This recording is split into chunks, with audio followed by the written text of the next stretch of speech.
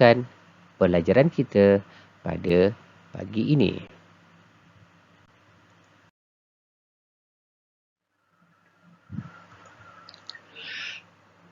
Anak-anak tahu tak, air sangat penting dalam kehidupan manusia. Tanpa air, manusia akan mati. Begitu juga dengan haiwan dan juga tumbuh-tumbuhan. Ia juga memerlukan air untuk hidup. Allah SWT menciptakan sumber air sama ada daripada langit ataupun yang keluar dari perut bumi. Maha suci Allah yang menciptakan segala sesuatu untuk manfaat makhluknya. Kita sebagai manusia sepatutnya rasa bersyukur dengan apa yang Allah SWT telah kurniakan kepada kita. Jadi, air dalam kehidupan manusia sangat penting. Kita boleh hidup selama 4 atau seminggu jika tidak ada makanan. Tetapi kita tidak mampu bertahan sekiranya kita tidak dapat air dalam tempoh 3 hari. Jadi anak-anak dapat lihat betapa pentingnya air dalam kehidupan kita.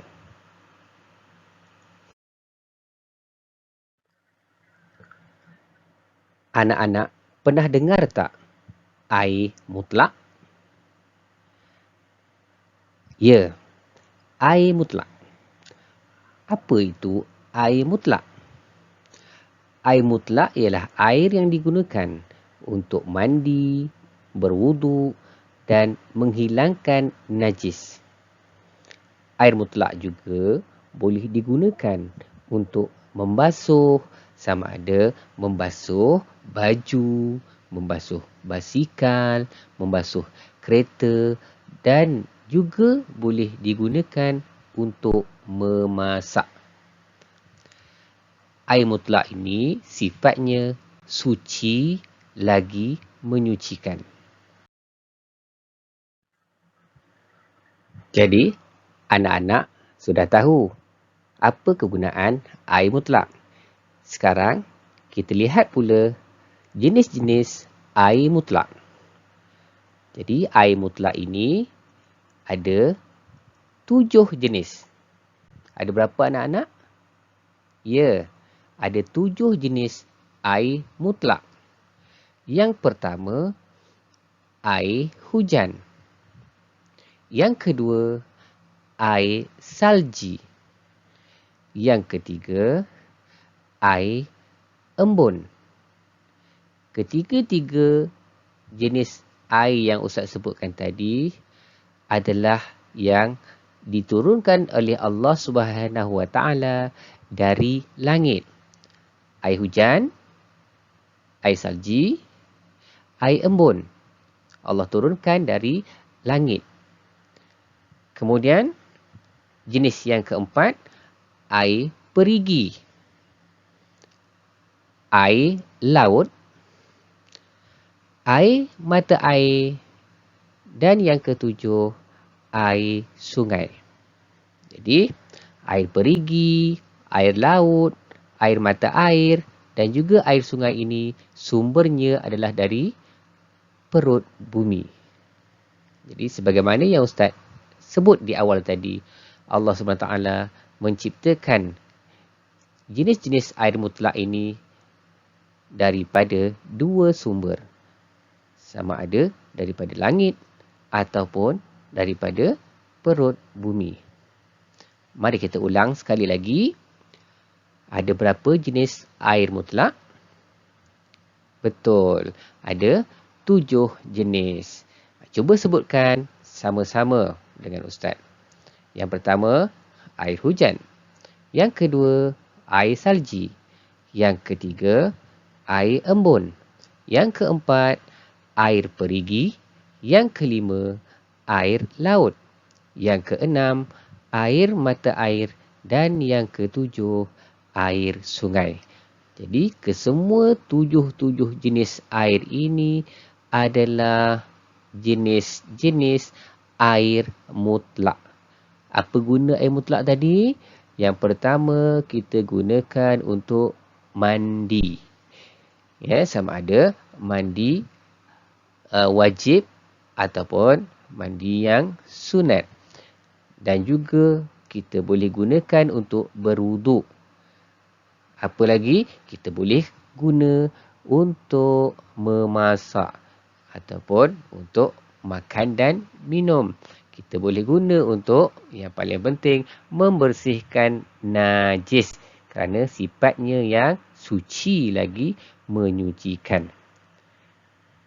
Boleh faham anak-anak? Alhamdulillah.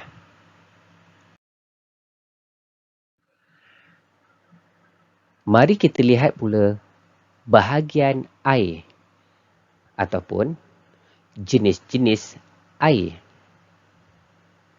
Yang tadi kita belajar jenis-jenis air mutlak yang ada 7. Yang ini bahagian air ataupun jenis air.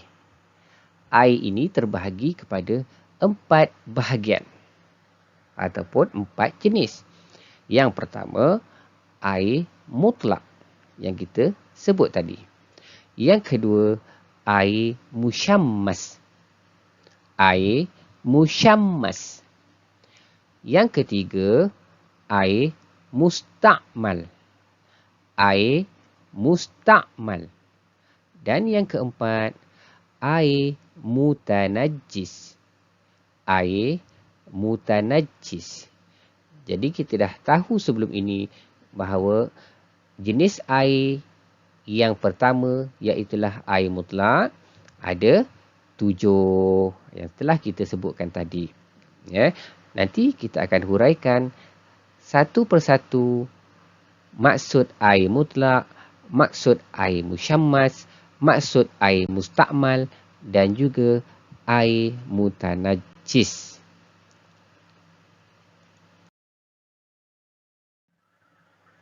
Baiklah anak-anak, mari kita lihat pula apakah yang dimaksudkan dengan air mutlak. Air mutlak ialah air yang kekal dengan sifat asal kejadiannya, sebagaimana yang diciptakan oleh Allah Subhanahu Wa Taala. Apa dia contoh air mutlak? Iaitu seperti air hujan.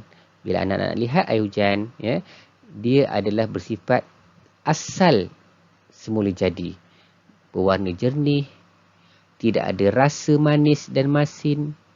Tetapi dia boleh digunakan untuk menyucikan najis, boleh digunakan untuk berwuduk. Begitu juga dengan air sungai. Yang mana air sungai kita gunakan melalui saluran air paip yang ada di rumah kita. Maka air sungai juga termasuk dalam jenis air mutlak. Boleh kita gunakan untuk mandi, berwuduk, makan, minum dan menyucikan najis. Kerana apa? Kerana sifatnya yang suci lagi menyucikan.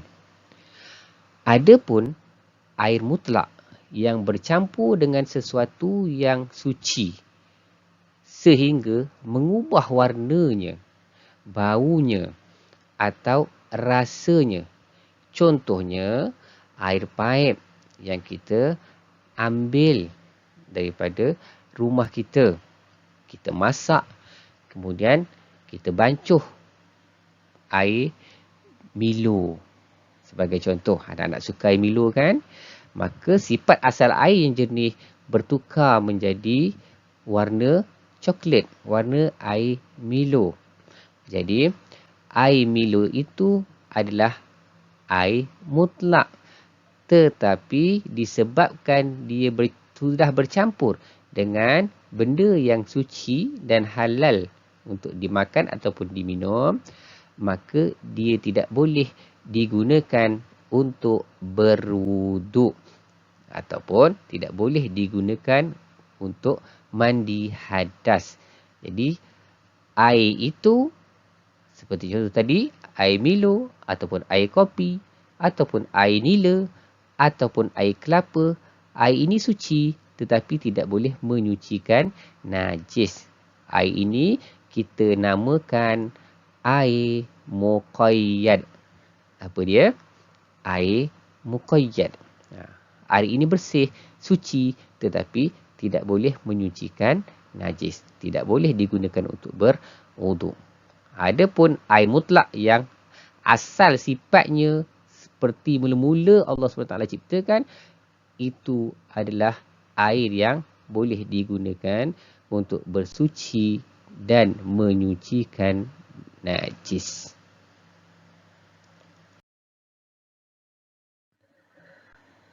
Sebagaimana anak-anak dapat lihat seperti gambar ini adalah contoh air mutlak, iaitu air perigi.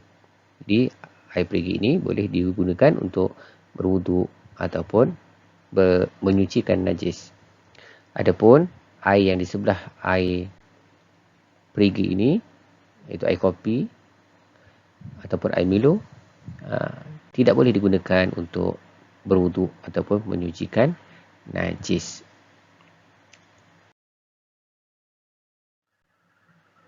Kita pergi pula kepada air yang kedua, air musyammas. Air musyammas. Apa itu air musyammas? Air musyammas ialah air dalam bekas yang boleh berkarat dan terdedah di bawah matahari yang sangat terik di negara bercuaca panas. Maka air musyammas ini adalah air yang suci dan juga menyucikan, tetapi hukumnya makruh kita gunakan untuk berwuduk ataupun mandi hadas. Kerana apa? Makruh kerana dibimbangi akan mendatangkan mudarat pada tubuh badan kita. Anak bayangkan, sekiranya anak menggunakan air yang sudah lama terdedah di dalam bekas besi yang sudah pun berkarat, air sudah panas, besi sudah berkarat, maka kita gunakan untuk berwuduk. Kita basuh muka, basuh tangan, maka dibimbangi akan merosakkan ataupun mendatangkan penyakit kepada tubuh badan kita. Walaupun sifatnya suci dan menyucikan, tetapi makruh kita gunakan air musyammas ini.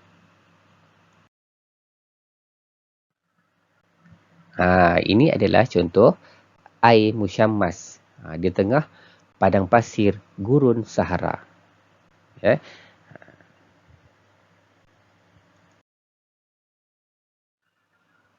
Baik, kita pergi pula kepada bahagian air yang ketiga, iaitu air musta'mal.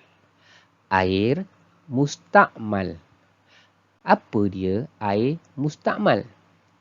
Iaitu air yang telah digunakan untuk berwuduk atau mandi wajib.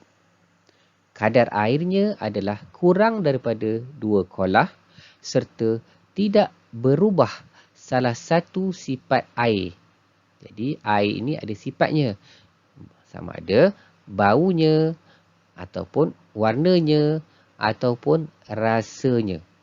Jadi air musta'mal ini adalah air yang telah kita gunakan untuk berwuduk ataupun kita gunakan untuk mandi wajib. Jadi air ini kita tidak boleh gunakan sekali lagi untuk berwuduk. Air ini sifatnya suci tetapi tidak menyucikan.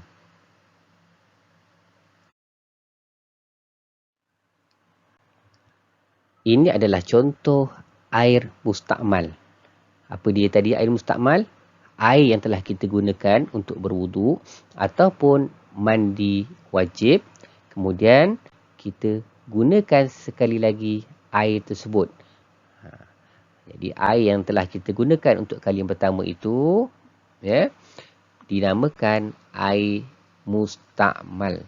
Jadi air yang kita tadah di dalam baldi merah itu tidak boleh lagi kita gunakan untuk berwuduk ataupun menyucikan najis ataupun gunakan untuk mandi wajib.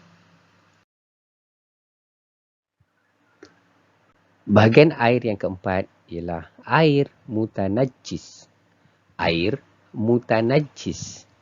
Apa dia air mutanajjis? Jadi, air mutanajjis ini kita boleh lihat dalam dua keadaan. Keadaan pertama, air yang kurang daripada 2 kolah.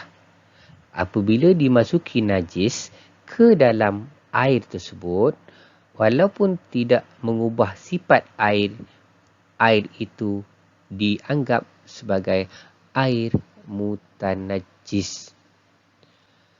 Keadaan yang kedua, air mutanajjis macam mana? Iaitulah air yang lebih 2 kolah. Kemudian dimasuki najis ke dalamnya dan mengubah sifat air, sama ada baunya, rasanya ataupun warnanya. Maka apabila dimasuki najis ke dalam bekas yang melebihi 2 kolah air mutlak, maka dinamakan air mutanajjis. Jadi air mutanajjis ini tidak suci dan tidak menyucikan. Maksudnya, air mutanajjis tidak boleh digunakan untuk mandi, tidak boleh digunakan untuk berwuduk, tidak boleh digunakan untuk minum, tidak boleh digunakan untuk memasak, tidak boleh digunakan untuk menyucikan najis kerana air mutanajjis itu sendiri sudah najis.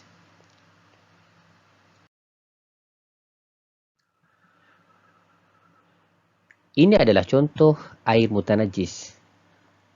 Air bersih yang berada dalam satu bekas yang kurang daripada 2 kolah. Seperti di dalam tak mandi. Apabila dimasuki oleh najis seperti tahi burung, maka air itu dinamakan air mutanajjis. Tidak boleh lagi digunakan untuk bersuci. Seperti menggunakan untuk berwuduk. Tak boleh.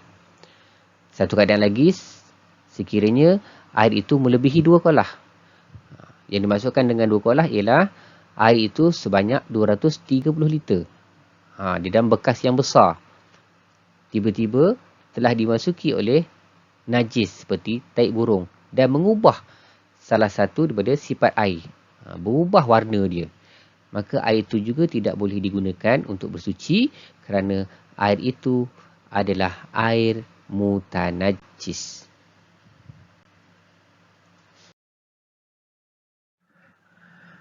Baiklah anak-anak, tadi kita dah belajar tentang pembahagian air. Ada 4, air mutlak, air musyammas, air mustakmal, air mutanajjis. Dan kita juga telah belajar tentang jenis-jenis air mutlak yang 7 itu. Sekarang, kita pergi pula kepada adab menggunakan air. Apa dia adab menggunakan air? Yang pertama, menutup paip selepas digunakan. Yang kedua, menggunakan air mengikut keperluan. Dan yang ketiga, tidak membuang sampah ke dalam laut dan juga sungai. Baiklah, rumusan daripada pelajaran kita pada kali ini, air mutlak boleh digunakan untuk menghilangkan najis, berwuduk dan juga mandi wajib ataupun mandi hadas. Begitu juga dengan air musyammas, boleh digunakan pada tubuh badan kita seperti mandi dan berwuduk, tetapi hukumnya adalah makruh. Manakala air mustakmal tidak boleh digunakan untuk berwuduk ataupun mandi wajib ataupun digunakan untuk menyucikan najis. Dan yang terakhir, air mutanajjis tidak boleh digunakan untuk berwuduk, mandi wajib dan juga menyucikan najis. Usahakan kamu semua dapat memahami apa yang telah kita pelajari pada kali ini.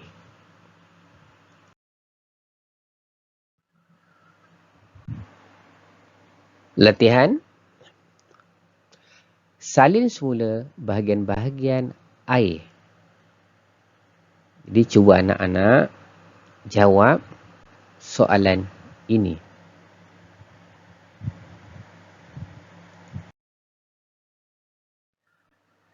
Latihan yang kedua, baca situasi di bawah, kemudian nyatakan boleh ataupun tidak boleh.